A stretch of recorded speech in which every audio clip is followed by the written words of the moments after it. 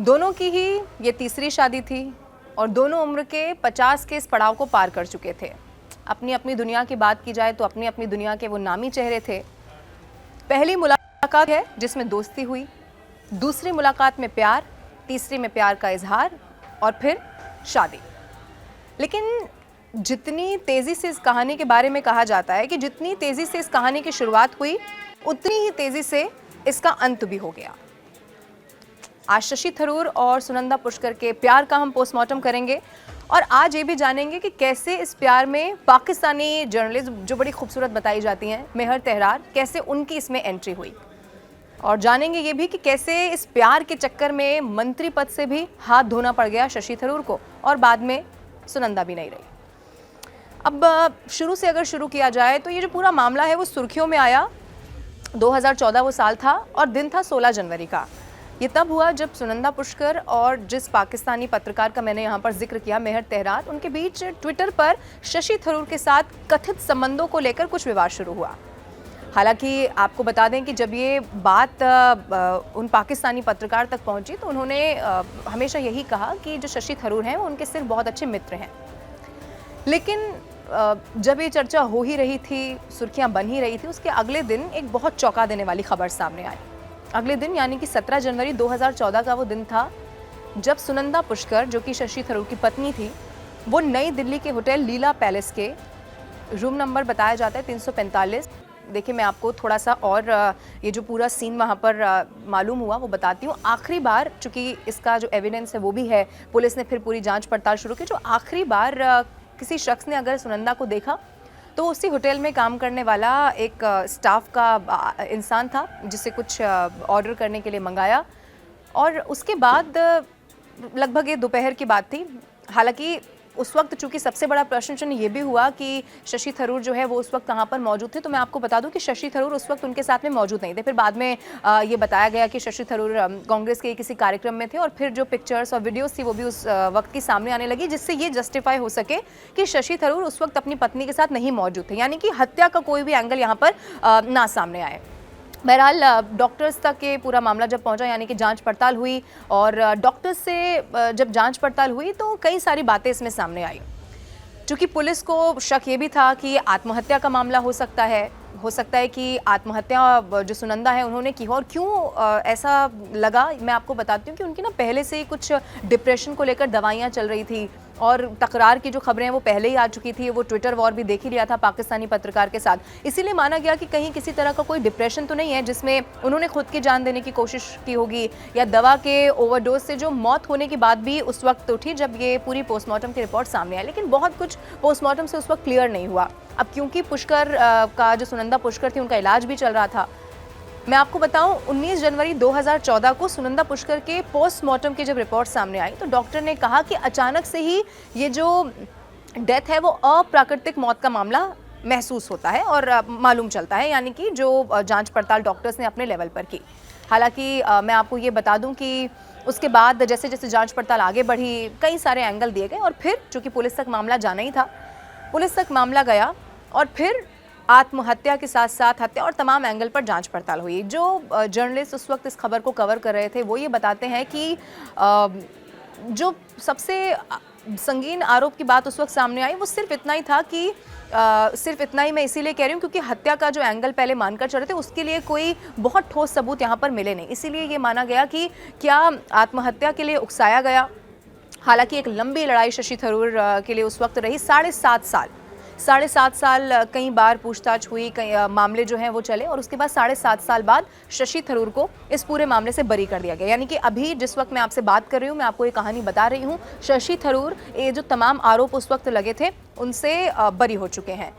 लेकिन जब पूरी जांच पड़ताल सामने आई तो कई सारी और बातों का खुलासा हुआ। जिन पाकिस्तानी पत्रकार का यहाँ पर मैंने जिक्र किया, बताया ये जाता है कि शशि थरूर ने खुद अपनी जो वाइफ सुनंदा थी उनको ये बताया कि उनके और उस पाकिस्तानी पत्रकार के बीच में ऐसा कुछ भी नहीं, मेहर तेहरार जिनका नाम है, उनके बीच में ऐसा कुछ भी नहीं है। हालांकि फिर खबरें ये भी निकलकर सामने आने लगी कि वो एक फ़्लाइट में जा रहे थे और ये सारी बातें वो जो किसी ना किसी तरह से सोर्स के थ्रू वहाँ पर बताई गई कि कैसे वो लोग एक फ़्लाइट में जा रहे थे, वो किस्सा सामने आया। और उसके बाद शशि थरूर ने किसी और नाम से वो जो पाकिस्तानी पत्रकार हैं उनका नंबर सेव किया हुआ था। हालांकि उसके बाद ये मालूम हुआ कि वो अभी भी कांटेक्ट में है, बातचीत करते हैं। ये बात उनकी वाइफ को बिल्कुल अच्छी नहीं लगी, क्योंकि इसको लेकर पहले से विवाद था। वो डिप्रेशन की दवाइयाँ भी खा रही थी। हालांकि डिप्रेशन का क्या कोई और कारण था या ये जो मियाँ बीवी के बीच की लड़ाई थी वही था, ये भी एक बड़ा सवाल बनकर रह गया। लेकिन यानी कि जब ये 2010 की जब मैंने बात की, जब ये पूरी उनकी मुलाकात के बाद शादी हुई, तब एक और बड़ी घटना वहाँ पर घटी थी। दरअसल उस वक्त अपना जो मंत्री पद था वो गंवाना पड़ गया था शशि थरूर को। दरअसल हुआ ये कि उस वक्त की बात है जब बीसीसीआई ने आईपीएल 2010 से 2 नई टीमों को इसमें शामिल कर दिया था, और इसी के तहत बताया जाता है पुणे फ्रेंचाइज सहारा ग्रुप ने खरीद ली थी, और उसने टीम का जो नया पुणे वॉरियर्स है इंडिया ये नाम रख दिया था।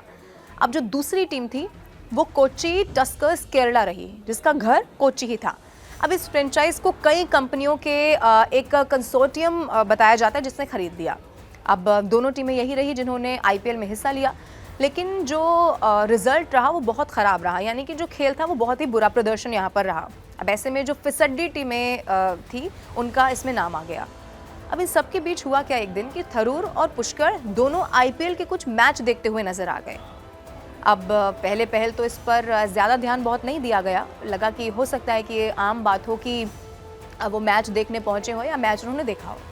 लेकिन इस पूरी कहानी में ट्विस्ट तब आया जब बाद में आईपीएल प्रेसिडेंट ललित मोदी ने बताया कि जो थरूर की पत्नी है सुनंदा, उन्होंने इक्विटी शेयर इसमें लिए हैं और इसके लिए 70 करोड़ रुपए बाकायदा खर्च किए गए।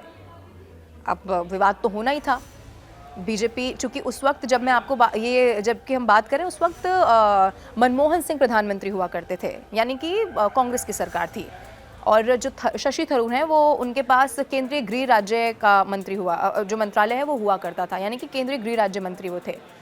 अब बीजेपी ने जैसे ये बात सामने आई, बीजेपी ने ज़बरदस्त प्रदर्शन शुरू कर दिए। अब आरोप ये लगे कि थरूर ने जो पद उनके पास है उसका दुरुपयोग किया है, और दुरुपयोग करते हुए ये जो हिस्सेदारी है वो दिलाई है, और इससे कांग्रेस बुरी तरह से वहाँ पर फंसती हुई नजर आई। फिर जैसे मैंने आपको बताया प्रदर्शन हुए, मामला जैसे ही बढ़ता हुआ दिखा, थरूर ने मान लिया कि उनके परिवार के पास कोच्चि टस्कर्स केरला में हिस्सेदारी है और वो इसे बेचने के लिए अब तैयार है।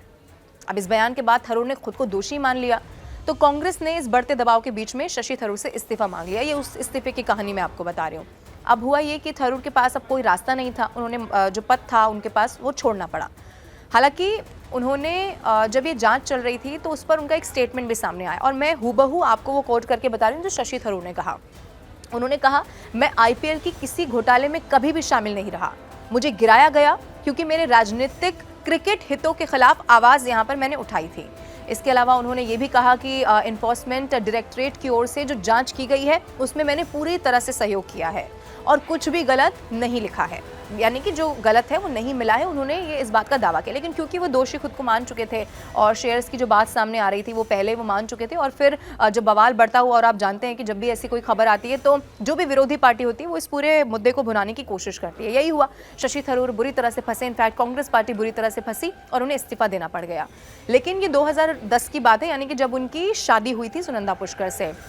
फिर 2014 की बात जब उन्होंने उनकी पत्नी ने सुसाइड किया, और ये सुसाइड मैंने आपको इसीलिए कहा, हालांकि ये गलत होगा कहना क्योंकि ये साबित नहीं हो पाया, क्योंकि उनकी रहस्यमयी तरीके से मौत हो गई, और आज भी रहस्यमयी तरीके से उनकी मौत जो है वो मानी जाती है, क्योंकि इसका बहुत ज़्यादा खुलासा हो नहीं पाया। शशि थरूर पर 7.5 साल तक लगभग जो ये पूरा मामला है वो चला, यानी कि कई बार पेशी के लिए और जो भी कोर्ट का प्रोसीजर होता है हियरिंग का वो होता रहा, और फिर 7.5 साल के बाद उन्हें इन सभी आरोपों से बरी कर दिया गया। हालांकि अभी भी कई बार चाहे एनिवर्सरी का जब मौका होता है तो शशि थरूर उन यादों को ज़रूर साझा करते हैं जो कि सुनंदा पुष्कर जो कि उनकी पत्नी थी। हालांकि तीसरी बार ज़रूर उनकी शादी हुई थी, लेकिन बड़ी फिल्मी ये जो लव स्टोरी थी वो उनकी रही। कैसे पहली मुलाकात में दोस्ती होती है, फिर दूसरे में प्यार होता है, फिर प्यार का इजहार, और फिर जो है वो शादी हो जाती है, और दोनों की तीसरी शादी ये थी। लेकिन बड़ा दुखद इसका अंत हुआ। शशि थरूर मंत्री पद भी उन्हें पहले गंवाना पड़ा, और उसके बाद किस तरह से सुनंदा जो है वो उनकी ज़िंदगी से चले गए। आज शशि थरूर कांग्रेस के बड़े नेता हैं, सत्ता में तो नहीं है कांग्रेस पार्टी, लेकिन बड़े नेता हैं कांग्रेस के, और कई मर्तबा जब भी इस मामले के बारे में सवाल उठा है तो आज भी लोगों के जहन में यही सवाल होता है कि आखिर उस दिन हुआ क्या था।